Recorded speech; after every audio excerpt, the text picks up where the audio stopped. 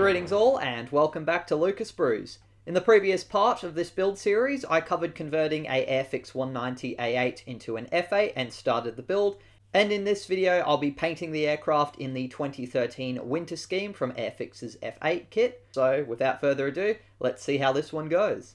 Before priming the model, I first blasted it with 40 psi of air from the compressor to remove any leftover sanding particles that might be stuck to the model. Once done, I mixed up 2 drops of Vallejo Flow Improver, 8 drops of acrylic thinners, and 24 drops of Vallejo Gloss Black Primer. This would be a lot more than needed, but I was priming a few aircraft at once. I mixed them in using some backwash, and then proceeded to prime the model, building it up gradually using one wing as a handle, and once the primer was touch dry, I then held onto another part of the model and finished the wing that I was holding onto.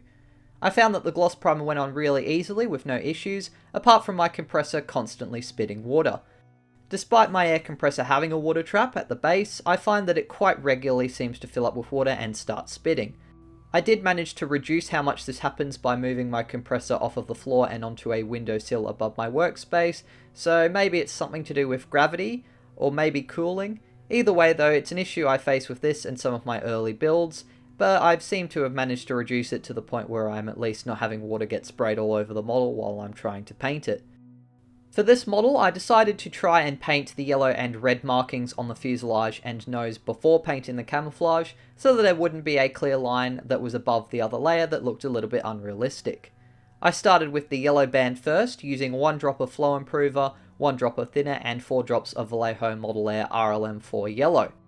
I've heard to avoid clogging it's best to add the thinners before the paints, so I did this with every colour I sprayed.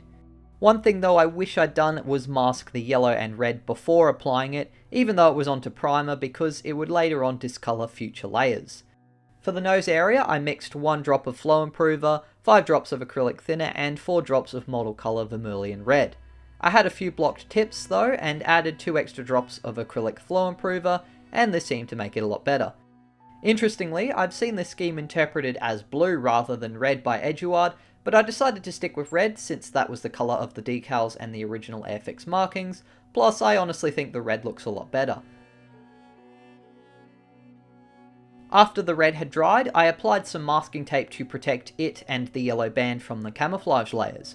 I found it tricky even with the 3mm masking tape though for the curved cowling, but the yellow bands on the fuselage were pretty easy to apply. To paint the camouflage, I first apply the lighter underside colour, mixing 2 drops of a Vallejo Flow Improver, 6 drops of AK acrylic thinners, and 6 drops of AK Interactive's RLM76 Variation 1. I found the paint splattered a lot though, so I added 6 drops of thinners, which improved things, but now was showing speckles. I then tried adding 6 drops of Flow Improver to slow the drying a little, and added 3 more drops of paint, and this was much better. To create a subtle pre-shading effect, I decided to try filling in the middle of each panel, and then I would later unify the surface with a few layers. Overall, I found the AK RLM76 to be very pleasant and easy to apply and clean up, and it produced a pretty nice result despite my inexperience. I did however find that the yellow and red overspray led to a fair bit of discoloration since the 76 was rather light, and it was being applied over the gloss black, which contrasted quite heavily. This meant I had to apply some extra layers to get the final colour to be more uniform, which wasn't really ideal. Once I was happy though with the RLM76 and it looked pretty uniform, I used a thin strip of 3mm masking tape to achieve a clean line between the wings and horizontal stabilisers, and the RLM76 on the fuselage, which was based on reference photos. I also applied tape to the entire underside of the model to prevent any overspray of the darker surfaces, especially while painting the wings. For the upper surface, I begin with the lightest of the 2 camouflage colours, which would be RLM75. I mixed up 2 drops of Vallejo Flow Improver, 6 drops of AK Thinner, and 4 drops of AK Interactive RLM75, and then began to apply the paint. The 190 scheme I was doing seemed to have very soft edges on the camouflage, which seems pretty consistent based on reference photos. So I sprayed each area of the camouflage, filling in the shape, and doing several light passes. Fortunately, with the winter camouflage, I'd be able to hide most of the mistakes, but I found it very relaxing and good practice for getting control with the airbrush doing this scheme. I found it was best to make the outline of each camo shape and then fill it in, which was very similar to how I would brush paint.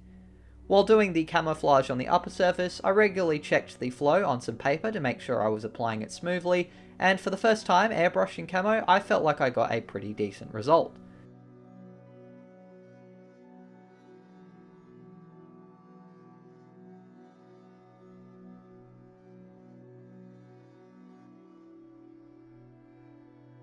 Once the paint was dry, which only took about 15 minutes, I then mixed the same ratio of 2 parts flow improver, 6 part thinner, and 6 drops of AK Interactive RLM74, and began filling in the black varnish on the upper surface of the wings and the fuselage, creating the darker camouflage shapes.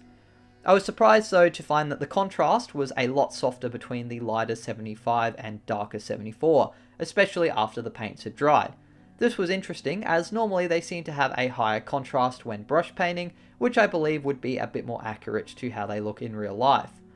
I had a bit of trouble painting the upper fuselage camouflage though, and had to very carefully remove some masking tape around the tail to add the markings. To see if I could improve the contrast and fix up any mistakes I'd made with shapes, I added another coat of the lighter RLM75, and I did find that this made it a bit lighter and added a more noticeable difference between the two colours. Fortunately for me, this scheme appears to have had no modelling on the sides, so after the RLM75 was dry, I removed the masking tape from the wings and fuselage, which to my delight worked well, although I found that there was a subtle amount of overspray on the fuselage sides, which meant that the masking tape lines near the tail and wing root were clearly visible. To fix this, I decided to spray a thin layer of RLM76, using a sheet of paper to mask off the wings. Doing this helped to blend and remove the visible overspray marks, and it also helped to fix up any mistakes and neaten up the edges of the fuselage camo. I gave the paint a few hours to dry and fully cure before I then mixed 3 drops of Vallejo acrylic thinner with 5 drops of Vallejo gloss varnish and applied it over the entire aircraft. This gloss varnish would help to protect the vulnerable acrylic paints from scratching and also provide a smooth glossy surface for the decals to apply to, which helps to prevent any silvering. The varnish was then given 12 hours to fully cure, and once dry I then moved on to applying the decals. I start with the main decals by placing the ones I need in some warm water, and once they come loose of the transfer paper, I place them onto the model using a brush or my finger. I had to use some spare decals to do this scheme, which unfortunately were a little bit old and of mediocre quality. With a bit of patience, I managed to unfold and smooth out most of the decals, although there is still a bit of an imperfection on the left side fuselage cross. I still had the original red 2 and yellow V from the first Airfix Fw190 I bought, but the rest of the decals were either from this kit, or spares from an IBG 190 and a Revell Heinkel 219. Once all the main decals were applied, I then used a cotton bud to apply some Vallejo decal softener to all of the decals, followed by some Tamiya decal adhesive, which would help the decals to stick to the model and also conform into all of the recessed details.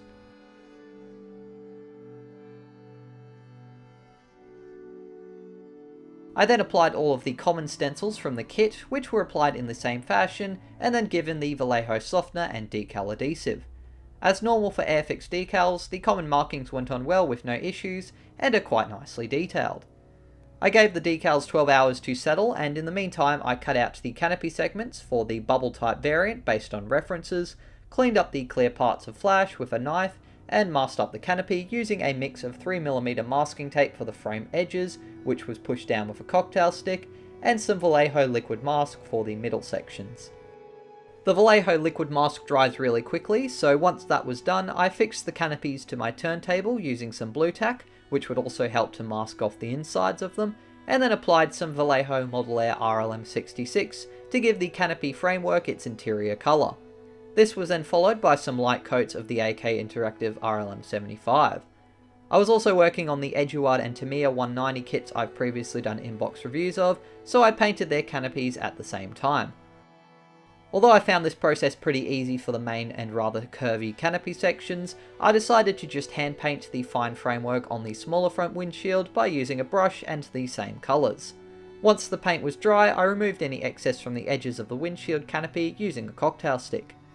Moving on to the metal chipping, I applied a small amount of Vallejo Model Air aluminium onto a fine brush, and after removing most of the wet paint and excess, I then gently dabbed it onto the areas of the aircraft that I wanted to create some metal chipping. This was focused on the leading edges of surfaces exposed to air resistance, along the wing route where crew would walk, along the edges of access hatches, and around the canopy. Normally, I would apply matte varnish first to protect the decals from weathering, and then apply the chipping, but since I was doing a winter camouflage scheme, I decided to do the chipping first, then do the winter camo and apply matte varnish last. Unfortunately though, I would damage some of the decals while painting, so I won't be doing it this way in the future.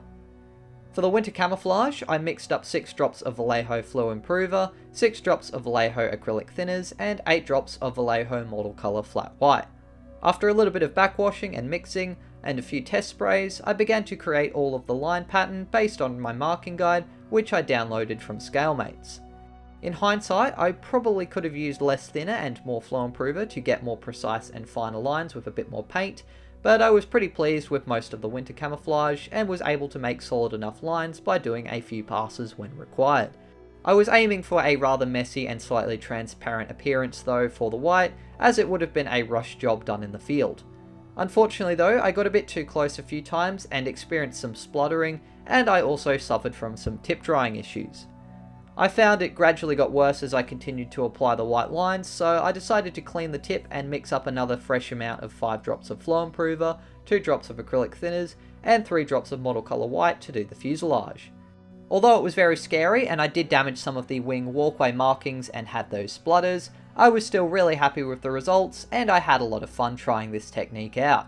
I definitely feel like I got a little bit more practice with controlling the airbrush, and in future builds I will definitely be varnishing over my decals before applying any airbrushing over the top of them in the future. Thank you for joining me for this painting session. I hope you enjoyed it. If you did, please be sure to leave a like, and feel free to share any tips, advice, or any questions you have in the comment section down below. If you'd like to help keep these build videos, inbox reviews, and stop motions coming, then please consider subscribing and joining my Patreon, where you'll also get early access to ad-free videos, exclusive videos for upper tiers, and also discounts on my cults page. Next week I plan to share part 3, which will cover finishing up this build, including doing some weathering, and I'll also be doing a full build version of this series in one video. And at the moment I've also got a poll going to vote on the next Airfix Fw190 build, whether you guys want to see me do more airbrushing with a different scheme, or if you'd like to see me return to a bit more of hand painting. But otherwise, until the next video, take care, and as always, model on.